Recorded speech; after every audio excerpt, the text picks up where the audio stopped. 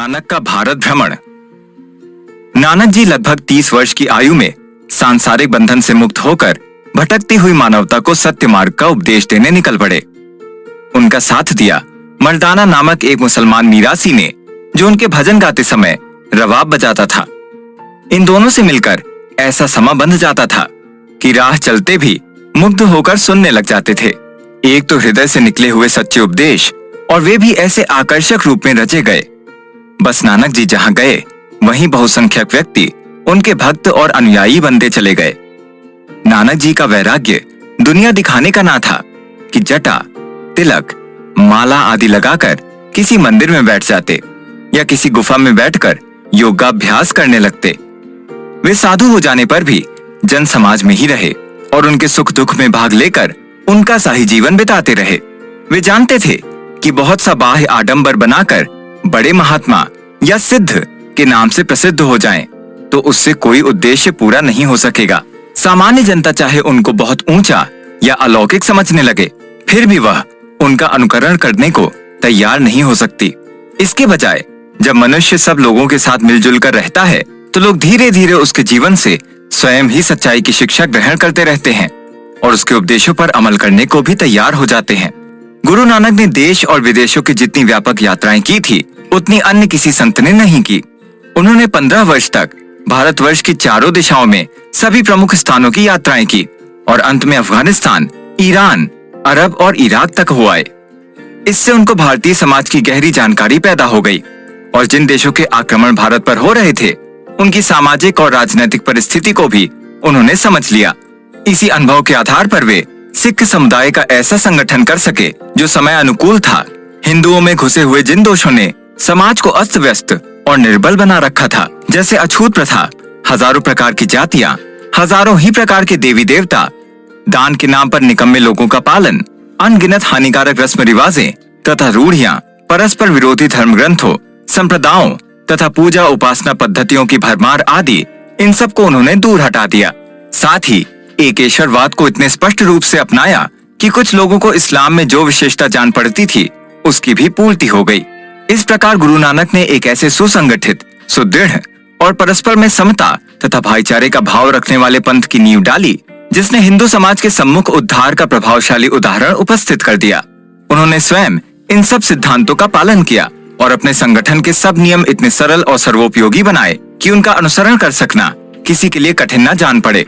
आगे चलकर जब मुसलमानों का दौरात्म्य बढ़ा और औरंगजेब ने विशेष रूप से हिंदू धर्म को ध्वस्त करके इस्लाम को सर्वव्यापी बनाने की चेष्टा की, तो दशम गुरु गोविंद सिंह जी ने उसे सैनिक समुदाय के रूप में परिवर्तित कर दिया और उसने इस्लाम की बढ़ती हुई सर्वग्रासी लहर को रोकने में एक बहुत मजबूत बांध का काम किया। इसका बीज नानक देव ही संगठन करके बो गए थे।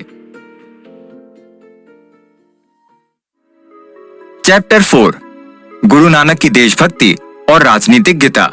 वैसे सामान्य दृष्टि से नानक देव एक ईश्वर प्रेमी और भक्ति मार्ग के पथिक थे। उनके रचे हुए अधिकांश भजन और वाणियां भगवान की महानता को प्रकट करने वाली स्तुति और प्रार्थना के रूप में है।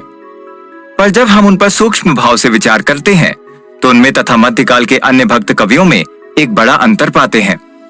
जहां उन सब कवियों की रचनाओं में हद दर्जे की हीनता, आत्म तिरस्कार और अपने इष्ट देव की कृपा दृष्टि प्राप्त करने का ही भाव प्रकट होता है, वहां नानक जी ने अवसर मिलने पर ऐसी रचनाएं भी की हैं, जिनसे देश तथा समाज की तत्कालीन समस्याओं के प्रति उनकी जागरूकता प्रकट होती है।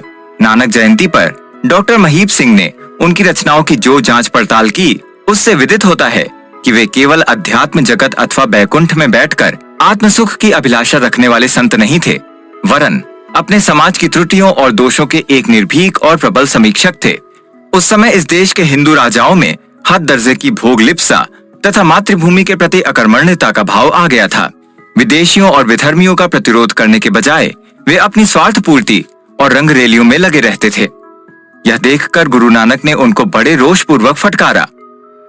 उन्होंने कहा, वर्तमान समय के राजा शेर चीतों की तरह हिंसक हैं और उनके अधिकारी कुत्तों की तरह लालची हैं और निर्दोष जनता को अकारण ही पीड़ित करते रहते हैं।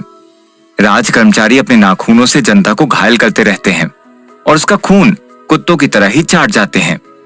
पर लोक में जब उनकी जांच की जाएगी, तो इनकी नाक काटी जाएगी। जब नानक जी विदेश यात्रा से लौट कर आए तो उसके कुछ ही समय पश्चात भारत पर मुगलों का आक्रमण हुआ। बाबर के सैनिकों ने चारों तरफ तबाही पैदा कर दी और लोगों के धन, मान तथा इज्जत को मिट्टी में मिला दिया। उस भयंकर काल में भारतीय नारियों की दुर्दशा का चित्रण करते हुए उन्होंने लिखा है, जिन स्त्रियों के सर में सुंदर पट्टियां शोभित होती थीं, जिनकी मांग में सिंदूर भरा हुआ था, अत्याचारियों ने उनके केश काट डाले और उन्हें भूमि पर इस तरह घसीटा कि गले तक धूल भर गई। जो महलों में निवास करती थीं, उनको अब बाहर बैठने को भी जगह नहीं मिलती। विवाहित स्त्रियां जो अपने पतियों के साथ सुशोभित थीं, जो पालकियों में बैठकर आई थीं, जिन पर जल न्यौछावर करते थे, जड़ाबदार पंखों से हवा करते थे, जिन पर लाखों रुपए लुटाए जाते थे, जो मेवा मिठाई खाती थीं, सेजों पर सुख भोगती थीं, अब अत्याचारी उनको गले में रस्सी डालकर खींच रहे हैं और उनके गले की मोतियों की मालाएं टूट गई हैं। अभी तक धन और यौवन ने उन्हें अपने रंग में रंग रखा था, अब वह दोनों उनके बैरी हो गए। सिपाहियों को आज्ञा मिली और वे उनकी इज्जत को लूट कर चले गए। अपने देश के संपन्न वर्ग की उस कठिन समय में कैसी दुर्गति हुई, उसकी एक झलक उनकी कविता में मिलती है। जब मनुष्य इस प्रकार विवश हो जाता है और अत्याचार का कुछ प्रतिकार नहीं कर सकता, तो वह भगवान को उलाहना देने लगता है कि तुम कैसे न्यायकारी और करुणा सिंधु हो, जो संसार में ऐसा अंधेर खाता मचवा रहे हो। इस भाव से प्रेरित होकर नानक जी ने लिखा, हे भगवान, बाबर ने खुरासान को बर्बाद किया, पर तुमने उसकी रक्षा न की और अब हिंदुस्तान को भी उसके आक्रमण से भयभीत कर दिया है। तुम स्वयं ही ऐसी घटनाएं कराते हो, परंतु तुमको कोई दोष न दे, इसलिए तुमने मुगलों को यमदूत बनाकर यहाँ भेज दिया। सर्वत्र इतनी अधिक मारकाट हो रही है कि लोग त्राही त्राही पुकार रहे हैं, पर तुम्हारे मन में इन निरीह लोगों के प्रति तनिक भी दर्द पैदा नहीं होता। हे भगवान, तुम तो सभी प्राणियों के समान रूप से पालनकर्ता कहलाते हो। फिर यदि एक शक्तिशाली दूसरे शक्तिशाली को मारे तो मन में रोष पैदा नहीं होता, परंतु यदि शक्तिशाली सिंह निरपराध पशुओं के झुंड पर आक्रमण करे तो उनके स्वामी को कुछ तो पुरुषार्थ दिखाना चाहिए। इस तरह परमात्मा को जोरदार उलाहना देकर नानक जी ने इस देश के प्रमुख शासकों तथा बड़े लोगों को भी फटकारा है कि तुमने अपने कर्तव्य को बिसरा दिया और भोग विलास में डूब गए। उसी का नतीजा इस तरह भोग रहे हो। इन नीच कुत्तों यानी विलासी शासकों ने रतन के समान इस देश को बिगाड़ कर रख दिया। इनके मरने के बाद कोई इनकी बात भी नहीं पूछेगा। अगर ये पहले से ही सावधान हो जाते तो हमको ऐसी सजा क्यों मिलती? पर यहाँ के शासक तो सदा रंग तमाशों में ही डूबे रहे, उन्हें अपने कर्तव्य का ध्यान ही ना था। नतीजा ये हुआ कि इस समय चारों ओर बाबर की दुहाई फिर गई है, किसी को रोटी तक खाने को नहीं मिलती। मुसलमानों यानी पठानों की नमाज का समय जाता रहा और हिंदुओं की पूजा छूट गई। अब चौके के बिना हिंदू स्त्रियां किस प्रकार अपनी पवित्रता की रक्षा करेंगी? जिन्हें कभी राम शब्द भी याद नहीं आया था, अब वे आक्रमणकारियों के भय से खुदा को याद करना चाहते हैं, परंतु जालिम लोग उनको खुदा भी नहीं कहने देते। खेद का विषय है कि इस प्रकार की जिल्लत उठाकर और भयानक दंड सहन करके भी हिंदुओं की आंखें नहीं खुली। उसके पश्चात भी मान सिंह, जय सिंह, यशवंत सिंह आदि प्रमुख राजपूत नरेश मुगल बादशाहों के अनुचर बनकर अपने ही भाइयों को पराधीन बनाने का पाप कर्म करते रहे। उसके बाद जब अंग्रेज आए तब भी हिंदुओं ने ही उनके सहायक बनकर शासन कार्य में हर तरह के सहयोग दिए और आज के दिन भी इस जाति की पारस्परिक फूट, मतविरोध, कर्तव्यहीनता स्पष्ट दिखाई पड़ रही है। वह तो इस समय अंतर्राष्ट्रीय राजनीति बदल गई है, नहीं तो हमारे कर्म तो अब भी ऐसे ही हैं कि कोई भी बड़ी विदेशी शक्ति हम पर आक्रमण करके पठानों और मुगलों की तरह ही चोटी पकड़कर जमीन पर घसीटे और मनमाने ढंग से बेइज्जत करे। और आश्चर्य तब होता है जब इतनी नालायकी पर भी लोग बेशर्मी से अपने को महान, श्रेष्ठ, पुण्यात्मा, धर्मात्मा कहने में संकोच नहीं करते। हिंदू जाति की इसी हेय मनोवृत्ति को देखकर अब से लगभग 800-900 वर्ष पहले विदेशी इतिहासकार अल बरूनी ने भारत भ्रमण करके अपना अनुभव इस प्रकार लिखा था। हिंदू लोग समझते हैं कि उनके देश जैसा दूसरा देश नहीं, उनके राजा जैसा दूसरा राजा नहीं, उनके धर्म जैसा दूसरा धर्म नहीं। यदि तुम खुरासान तथा ईरान के शास्त्रों तथा विद्वानों के संबंध में उनसे बातचीत करोगे तो वे तुमको मूर्ख ही नहीं, झूठा भी समझेंगे।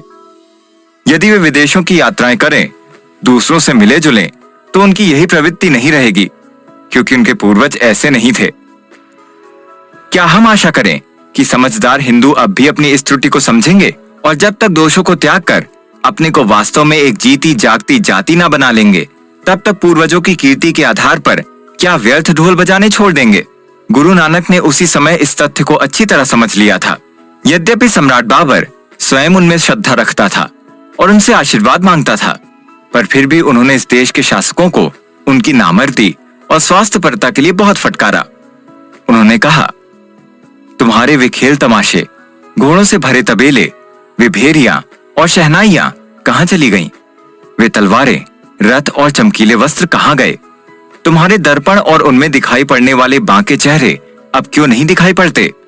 तुम्हारे वे सुंदर घर, दरवाजे, मंडप, महल, सुख देने वाली सेज और वह कामिनी जिसे देखकर रात में नींद भी नहीं आती थी, वे सब किस तरफ चले गए?